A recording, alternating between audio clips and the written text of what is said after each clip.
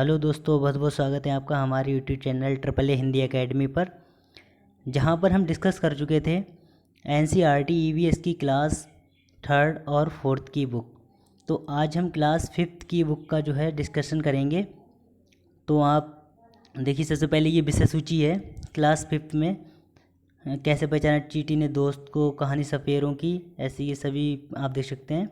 तो इसका मैं आपको समरी बताता हूँ, क्योंकि सीटे 2020 में ईवीएस के पोर्शन में सबसे ज़्यादा क्वेश्चन यहीं से आते हैं। सभी क्वेश्चन ईवीएस के यहीं से फंस जाते हैं। ठीक है, तो आपने अगर हमारी अभी तक जो क्लास थर्ड और फोर्थ की बुक की समरी नहीं देख पाई है, आप वहाँ जाके इसकी डिस्क्रिप्शन में देख सकते हैं वीडियो। तो चलिए आइए शुरू करते हैं वीडियो को।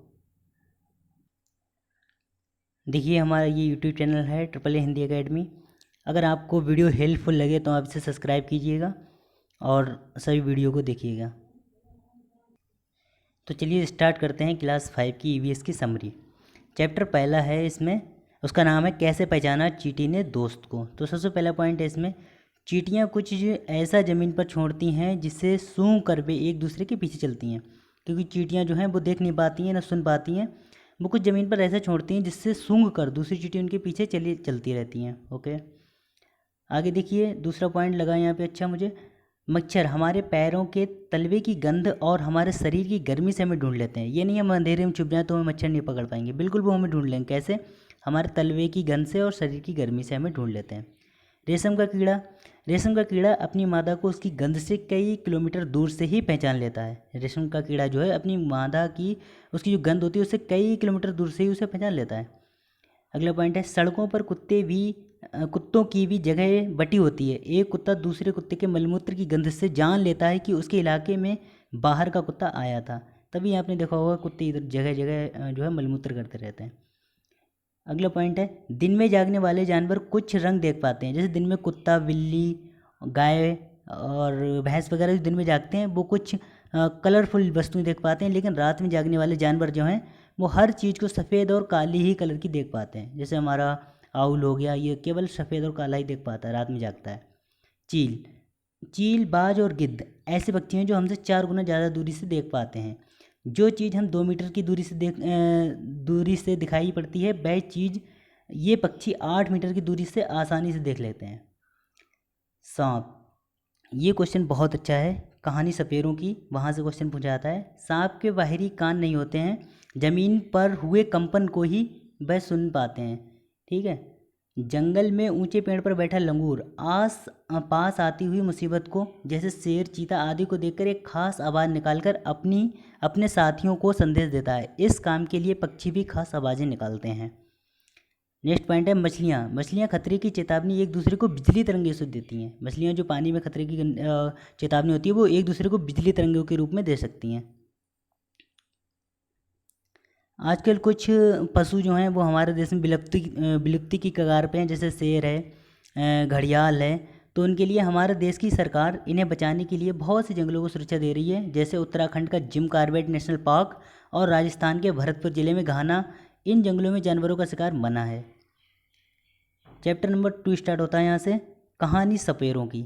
चैप्टर का नाम है कहानी सपेरों की। ये क्वेश्चन इसमें बहुत पूछा गया था। सपेरे की एक जाति को कालबेलिया कहते हैं। नांगोफन ऐसे डिजाइन रंगोली, कढ़ाई और दीवारों को सजाने के लिए सौराष्ट्र, गुजरात और दक्षिण भारत में प्रयोग किए जाते हैं। बीन, तुम्बा, खंजरी और ढोल, बीन पार्टी के बाजे हैं, जबकि ढोल के अलावा बाकी तीनों बाजे सूखी लौकी से बनाए जाते हैं। ढोल जो है लकड़ी और खाल से बनाया जाता है, लेकिन वो सभी लौकी से बनाए जाते हैं। हमारे देश में पाए जाने वाले सांपों में से केवल 4 तरह के सांप ही जहरीले होते हैं। ये बात याद रखना, केवल 4 तरीके के सांप ही जहरीले होते हैं। कौन से? नांग, करैत, दुबैया और अफाई। सांप जब किसी को काटता है तो उसके 2 खोखले जहर वाले दांतों से उस व्यक्ति के शरीर में जहर चला जाता है। जहर से बचने का एक ही उपाय है, जिस व्यक्ति को सांप ने काटा उसे तुरंत जहर के असर को खत्म करने वाली दवाई, जिसे सीरम कहते हैं, दी जाए। ये सांप के जहर से ही बनाया जाता है। तो इसमें ये पॉइंट जो है ज़्यादा मेन है कि सांप के जहर से बनाया गया सीरम सांप के जहर से काटे गए को बचाता है। चैप्टर नंबर 3 है चखने से पचने तक। ये क्वेश्चन अच्छा है। उड़ीसा के कालाहांडी जिले में सबसे अधिक चावल पैदा किया जाता है और दूसरे राज्यों में बेचा जाता है। पॉइंट याद रखने वाला है। चैप्टर 4 है खाएं आम 12 महीने। तो आत्रेयपुरम गांव जो है आंध्र प्रदेश में स्थित है। यहाँ पर मामिडी तांड्रा आम पापड़ बनाए जाते हैं। ये 4 हफ्तों में बनते हैं। तो इस पे क्वेश्चन आता है कि आप आम को कैसे आगे के लिए खाने के लिए रख सकते हैं। तो आम का अगर हम आम से आम पापड़ बना लें तो हम 4-5 महीने तक इसे 1 साल तक खा सकते हैं। पुणे से कोलकाता तक रेलगाड़ी से जाने में 2 दिन लगती है। ये क्वेश्चन याद रखना है। पुणे से कलकत्ता तक जाने में रेलगाड़ी से 1-2 दिन लगते हैं। चैप्टर 5 है बीज है चैप्टर 5। इसमें सबसे मेन क्वेश्चन है, इस 2019 में पूछा गया था। नेपंथिस ये पौधा कीड़े मकोड़े और छोटे जीवों का शिकार करता है। ऐसे पौधे ऑस्ट्रेलिया, इंडोनेशिया और भारत के मेघालय राज्य में पाए जाते हैं। नेपेंथिस एक पौधा होता है जो ऑस्ट्रेलिया, इंडोनेशिया और भारत के मेघालय राज्य में पाई जाती है। शिकारी पौधा कहलाता है। इसका आकार लंबे घड़े जैसा होता है। इसके ऊपर पत्ती का ढक्कन लगा होता है। घड़े से खास खुशबू निकलती है जिसकी वजह से कीड़े खींचे चले आते हैं। पौधे के ऊपर पहुंचते ही कीड़े अंदर फंस जाते हैं और बाहर नहीं निकल पाते हैं। इस पे क्वेश्चन आया था 2019 में, याद रखना। स्विट्जरलैंड के जॉर्ज मेस्ट्रल ने 1948 में वेलक्रो बनाया। वेलक्रो से दोनों सतहें चिपक जाती हैं और खुलने पर चरचर की आवाज़ होती है। ये वस्ते कपड़े, जूते के पट्टे आदि पर लगाई जाती है। बच्चों में होता नहीं है, जहाँ पे फीते निधि होते हैं वहाँ पे यही दिया होता है। इसे खींच लेते हैं, चरचर की आवाज़ करता है और ये चिपक जाता है आपस में। इसमें एक तरफ खुरदरा पार्ट होता है, एक तरफ कुछ सॉफ्ट होता है जिसमें कुछ धागा नुमा कुछ दिखता है थोड़ा थोड़ा। अगला पॉइंट है पौधे स्वयं भी अपने बीजों के एक बीजों को दूर छिड़क देते हैं। जैसे सोयाबीन की फलियां पककर सूख जाती हैं तो चिटक कर बिखरने लगती हैं। मिर्ची को पुर्तगाली देश के व्यापारी दक्षिण अमेरिका से भारत लाए थे। ये बात याद रखना। मिर्ची जो है वो पुर्तगाली देश के व्यापारी जो थे दक्षिण अमेरिका से भारत लेके आए थे। भिंडी अफ्रीका से आई थी। गोभी और मटर यूरोप से, और सोयाबीन चीन से आया था। चैप्टर 6 है बूंद बूंद दरिया दरिया। तो इसमें घड़सीसर नामक तालाब जैसलमेर के राज घड़सी ने बनाया था। इसके दोनों तरफ पक्के घाट, सजे हुए बरामदे, कमरे, बड़े हॉल आदि थे। मीलों तक फैले इस घड़सीसर में बारिश का पानी इकट्ठा होता था। जब वह लबालब भर जाता तो पानी बहकर नीचे बने हुए तालाब में चला जाता था। इस तरह 9 तालाब जुड़े हुए होते हैं। पानी की कोई परेशानी नहीं होती है। इसमें एक और पॉइंट था अलबरूनी 1000 से भी ज़्यादा साल पहले भारत आए थे। उज्बेकिस्तान से आया था ये। अलबरूनी ने बहुत ही बारीकी से चीज़ों और जगहों को देखा। इन्होंने लिखा, अगर हमारे देश के लोग इन्हें देखेंगे तो हैरान रह जाएंगे। यहाँ भारत के लोग तालाब बनाने में तो माहिर हैं। बहुत बड़े बड़े भारी भारी पत्थरों को लोहे के कुंडे और सरियों से जोड़कर तालाब के चारों तरफ चबूतरे बनाए जाते हैं। बावड़ी क्या होता है? सीढ़ीदार जमीन के कई मंजिल तक जाती है ताकि पानी ऊपर खींचने के बजाय लोग खुद ही पानी तक पहुंच सकें। इसे सीढ़ीदार कुआं भी कहते हैं और इसे बावड़ी भी कहते हैं। अगले पॉइंट है 1986 में जोधपुर और अन्य आसपास के इलाकों में सूखा पड़ा था। पॉइंट याद रखना, 1986 में जोधपुर और अन्य उसके आसपास के इलाकों में सूखा पड़ा था। चैप्टर 7 है पानी का प्रयोग। मात्र मृत सागर क्या होता है? दुनिया का सबसे नमकीन सागर है। ये लगभग 1 मीटर पानी में 300 ग्राम नमक पाया जाता है। मृत सागर से हमें ऐसे तैर सकते हैं जैसे आराम से लेटे हुए हैं। देखो वैसे हम पानी में कूदते हैं तो हम डूब जाते हैं, लेकिन मृत सागर होता है उसमें हम अगर डूबने की कोशिश करेंगे तब भी डूब पाएंगे। उसमें ऐसे हम लेटे रहेंगे जैसे किसी पलंग के ऊपर लेटे हुए हैं। अगला पॉइंट है 1930 में भारत में अंग्रेजों ने आम लोगों के नमक बनाने पर रोक लगाई थी। गांधी जी का कहना था, जो चीज़ हमें कुदरत ने दी है उस बनाने पर बंदिश कैसी? तो ये क्वेश्चन अभी 19 में आया था। दांडी यात्रा देखिए, गांधी जी ने लोगों के साथ मिलकर अहमदाबाद से दांडी के समुद्र तट तक एक लंबी यात्रा की और इस गलत कानून को तोड़ा था जिसे नमक का कानून भी कहते हैं। चैप्टर 8 है मच्छरों की दावत। मलेरिया जो है मादा मच्छर से एनाफिलिस से फैलता है। सिनकोना पेड़ की छाल से मलेरिया की दवाई बनाई जाती है। टेट में भी क्वेश्चन आ चुका था 1918 में, वो 2018 में, सॉरी।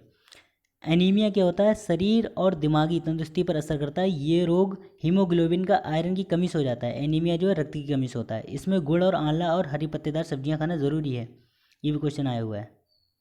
मच्छर पानी में अंडे देते हैं। उन्हीं से पलते पलते छोटे छोटे भूरे रंग के कीड़े निकलते हैं। इन्हें लार्वे कहते हैं। ओके। रोनाल्डो रॉस ने बताया कि मलेरिया मच्छर से फैलता है। ये भारतीय मूल के थे।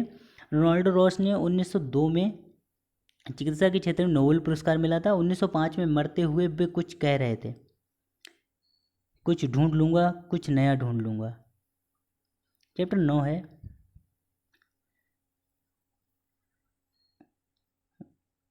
डायरी कमर सीधी ऊपर चढ़ो।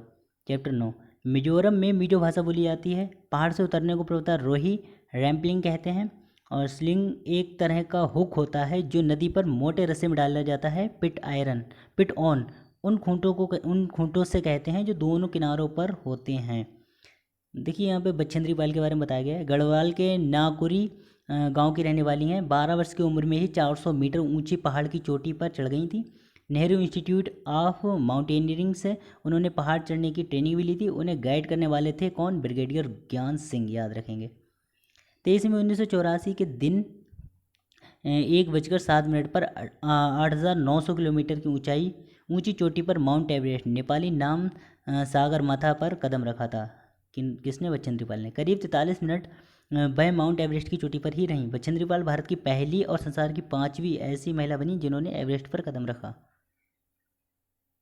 चैप्टर 10 है बोलती इमारतें। ये क्वेश्चन आया हुआ है, बहुत बार आया हुआ है। गोलकुंडा की तोपों में कांसा बिराज का उपयोग किया जाता है। जो कांसा है वो तांबा और टिन से बनाया जाता है। 2018 में क्वेश्चन आया हुआ था। गोलकुंडा के किले में सन 1518 से 1687 तक यहाँ कुतुब शाही सुल्तानों ने एक के बाद एक राज किया। ये हैदराबाद में स्थित है।